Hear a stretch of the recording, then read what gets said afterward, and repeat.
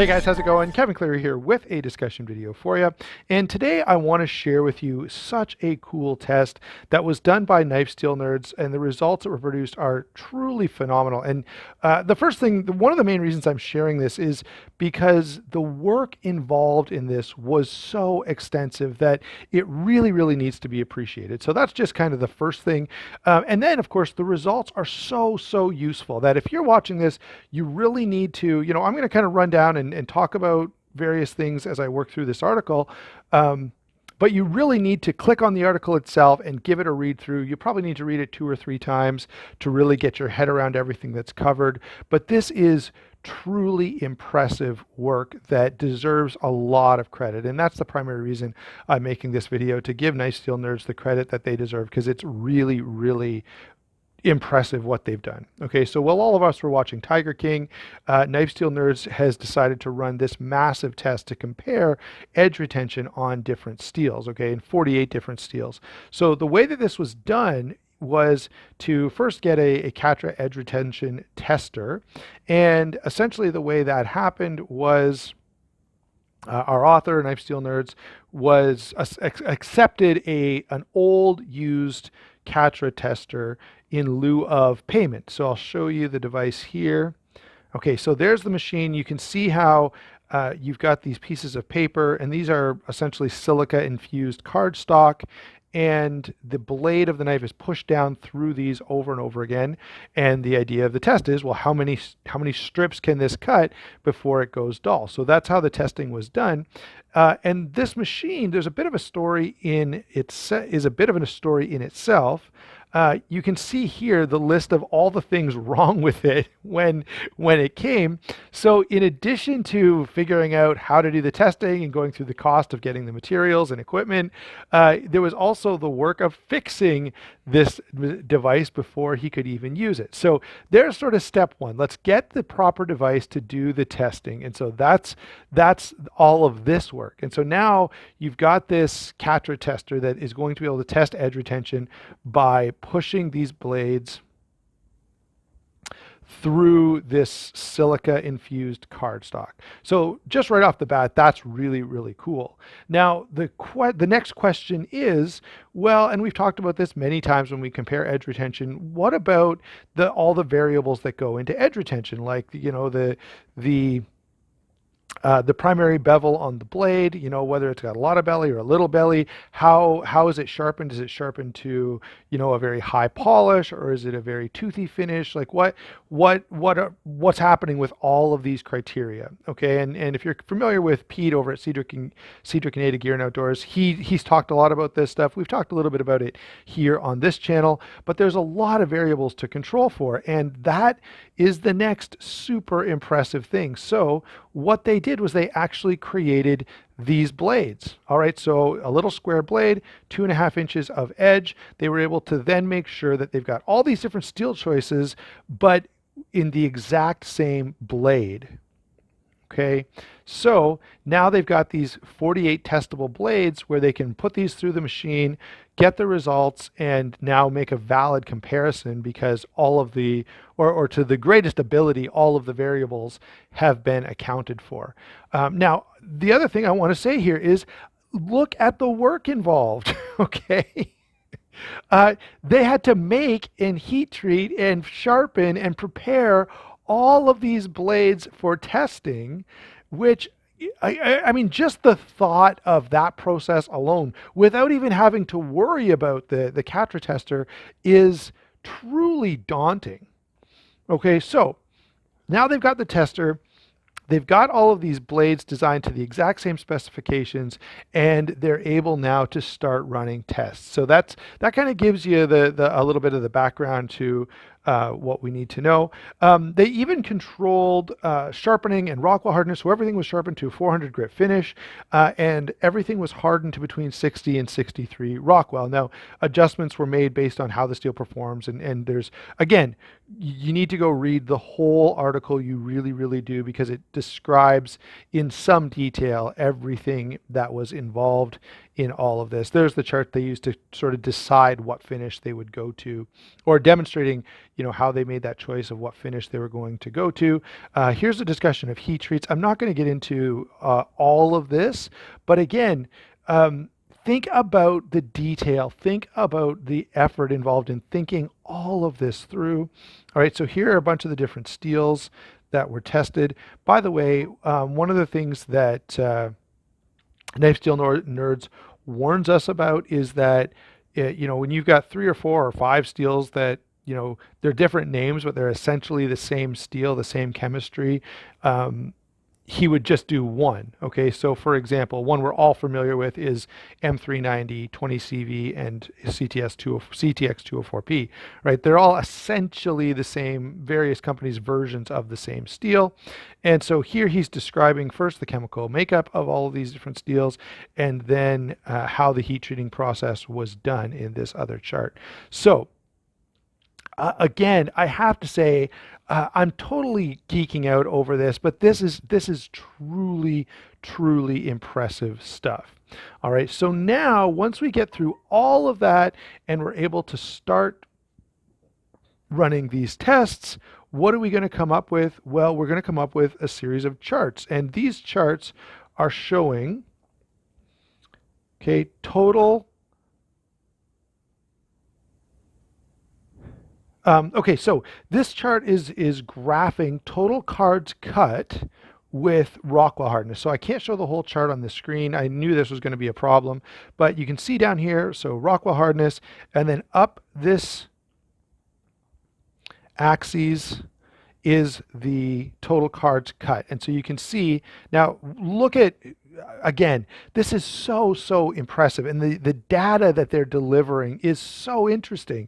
All right, so you can see all the different steels labeled here, what Rockwell hardness they were at, and how well they did. So, for example, here 14C28N was at like 4, not quite 425 in terms of total cards cut, and that was at 62 Rockwell. There's 1095, and you can there's AEBL, and it was because they had different blanks at different Rockwell hardnesses, they can show how the whole thing worked. We've got VG10, 3V, D2, S35VN, Crewware. Okay, so all of these different steels, and so just for one example of how to read this graph, here's S30V tested 3 times at, hold on, I gotta scroll down to find the Rockwell hardness again. Looks like 60, 61, and 64 Rockwell. So at 64 Rockwell hardness, S30V does like 640, let's say 640 cuts. And as you watch, look at these different steels. Okay, notice by the way, this is the Rockwell hardness scale moving in this direction. Okay, so here's S30V, here's S110V, K390, 15V ZMAX, ZDP 189. All right, so yeah, as these steels go up, the Rockwell hardness has not changed, okay, but the performance of the steel has changed considerably, right? So I just want you to kind of notice this is not only helpful in showing you Rockwell hardness and edge retention, but showing you how different steels compare in terms of edge retention. So really, really cool, because you can see, right, you can kind of control for Rockwell hardness by looking at sort of, let's say, all the steels that are hardened to, I don't know, 61. And you can kind of go up that 61 Rockwell hardness line and see how these various steels improve as we go. So really, really useful. This is a fantastic chart if what you're looking for is really, really good edge retention. You can sort of see, oh, well, look, here's M4. That's how it's going to perform this way compared to S35VN or S60V or 204P, right? Such a really, really useful and interesting chart. So obviously there's many more conclusions that we could draw. All right, but generally speaking, one of the main conclusion here is that, guess what, as we generally kind of knew already, as you increase Rockwell hardness, you increase edge retention. Okay, so fairly well attested, but of course the other thing, and again, this is something we knew, different steels perform differently, better or worse. All right, so most people would have said, is S35VN got better edge retention than 14C28N? Well, you go, yeah, it does, and you can see the chart bears that out. Okay, so really, really cool stuff. And again, this is we get this screen full of dots. And the reason I didn't just jump right in at this point is because I wanted to appreciate the amount of work and the amount of accuracy that is demonstrated here, and what would have been done to, what has had to have been done behind the scenes to get these results is so, so impressive. All right, so let's carry on and look at some of the other things that they tested. So now think about this. You've got your testing device, your Catra edge retention tester. You've got your blades that are all exactly the same with the same angles, same finishes, everything like that. And now we can learn a bunch of stuff. So primarily, so we can learn. Here's edge retention. What else can we learn? Well, we can talk a little bit about how. Hold on. Where's the chart that I actually want to share with you guys? It's not this one. Not this one, it's this one.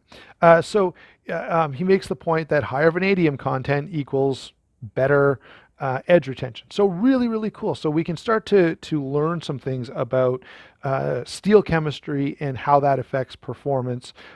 Given, by the way, each of these, he makes the point. So this is all normalized to 61 Rockwell hardness. Okay, so again, we're assuming all these steels have the same Rockwell hardness. How are they going to do? By the way, here are some specific. Here's some of the specific balances. So these are all vanadium carbides. These are no vanadium carbides, and then these balanced mixed numbers, I guess, in the middle. And here are actually all the steels that they were using. So again, such great data, and we can learn so much cool stuff from this. Not the least of which is, okay, if I'm buying a knife, okay, do I want to buy it in LMAX or S30V or 15V or S90V, right? What steel do I want based on what kind of performance I'm looking for?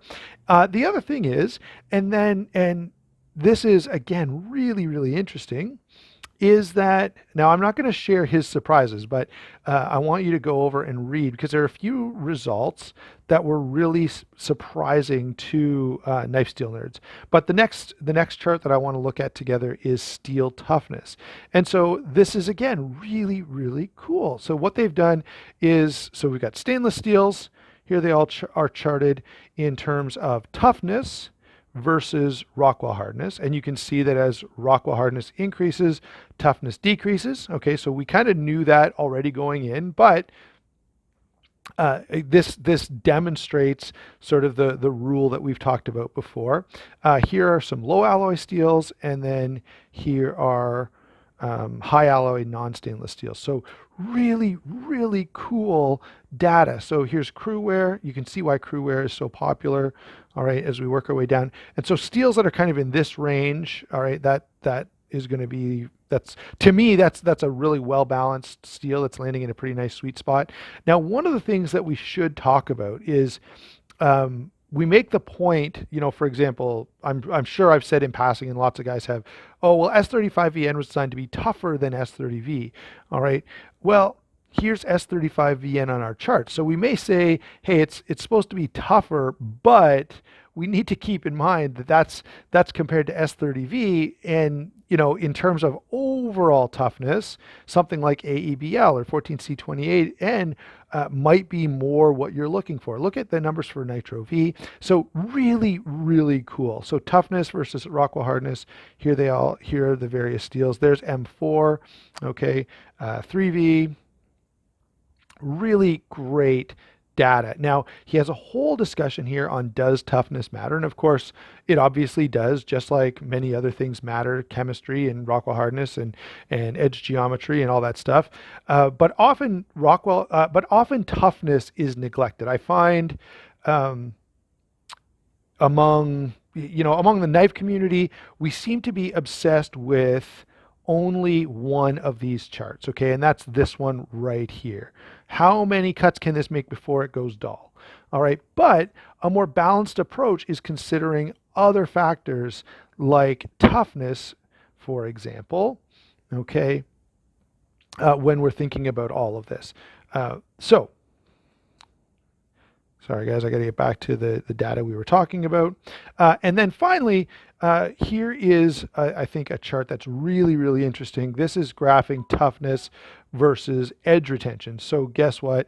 We have this really nice curve. The steels out here, Rex 121, ZMAX, that have really crazy edge retention are not going to be as tough. Well, some of the steels that are going to be very tough, this 8670, they're not going to have great edge retention. So again, this is really, really useful data. If you're going out to buy a knife and you know what you're planning to be doing with that knife, this data is invaluable because now you can sort of make your own choices, all right, in terms of toughness versus edge retention. So really, really interesting. And so just phenomenal. All right, so now that we've gotten through this, I'm going to go back to the top here in a second. By the way, there's a few more graphs that he shows here, all right, with different steels represented, just like he did with the toughness graph at the beginning. So let's go back to that. I'm going to let you go through all of that data on your own rather than me just let you stare at charts because it's hard to see the whole thing in the video anyway. But let's draw some conclusions. So first of all, he affirms much of the common knowledge that we talk about. Okay, so lots of people have talked about the fact that you've got to make a choice between toughness and edge retention. Some steels balance it really well. There's a few steels that stand out to me, and I'm definitely going to bring that up in a second. But there's some common knowledge stuff that we know that he's done a great job of affirming. Okay, so many people have commented that S30V holds an edge better than S35VN. Okay, fair enough. We find in his data that it does. All right, people have talked about LMAX being a little difficult because it's not very tough, and guess what? It's not, okay? Sorry, did I say LMAX? I meant Maximet. Sorry, guys. LMAX didn't have great numbers for toughness either, but Maximet was the one I was thinking of. So Maximet has this crazy, same with Rex 121, this crazy, crazy edge retention, which is really cool, but then we just kind of have to know how I'm going to use my knife. So again, stuff that we kind of generally talk about as sort of, what would you say, a rule of thumb or common knowledge among the knife community is very often affirmed here. And that I think is really, really awesome. Now, there's some assumptions that are really challenged here as well. So how often do you hear people talk about M390, 204P, 20CV as if they're like God's gift to steel and they're just the best thing and they're, they've got a great balance of toughness and edge retention. And that's somewhat true. All right. But the way they're talked about sometimes within the community and among knife reviewers is, that M390 or that these steels, M390, 204P, 20CV, should just kill every other steel in all categories. But that's definitely not the case. All right. Yes, they have good edge retention, but you're still the same truism applies that as you get better edge retention, you're sacrificing toughness. We haven't kind of broken that rule yet. Also, we get affirmed many of our favorite steels. So there's a reason that M4 is popular in crewwear and 3V and 4V. These really, really balanced steels are popular for a reason. And then the last thing is, and this is something that I'm going to make a bit of, by the way, AEBL and LC200N really stood out as well as being very balanced steels. But probably one of the ones that stands out to me the most is 14C28N. Now that's been one of my favorite budget steels for a long time, and certainly going through the results from Knife Steel Nerd has affirmed that. And one of the things that I'm definitely going to do is look for fixed blades in that steel because it's such a great balance of edge retention and toughness. And that's what I really like to see. Was it as tough as 3V? Well, no, the charts show that it wasn't. But one, think of the price point. You can often buy fixed blades in 14C28N for, I don't know, $50, fairly reasonable prices. And so you're not breaking the bank, but you're getting really, really good performance. So again, tons and tons of great data here.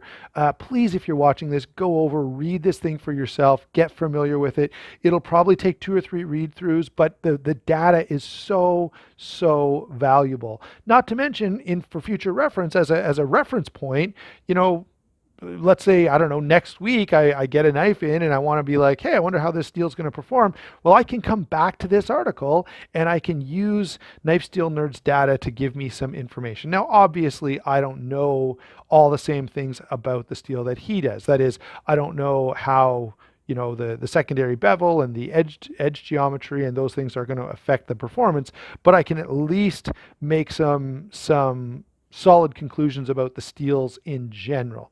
So, absolutely love this work. So impressive, and can't recommend this enough. Everybody who is at all into knives should be reading this article and spending some time getting to know these various charts that have been done, and appreciating the process that was gone through in order to draw these conclusions. So great job, Knife Steel Nerds.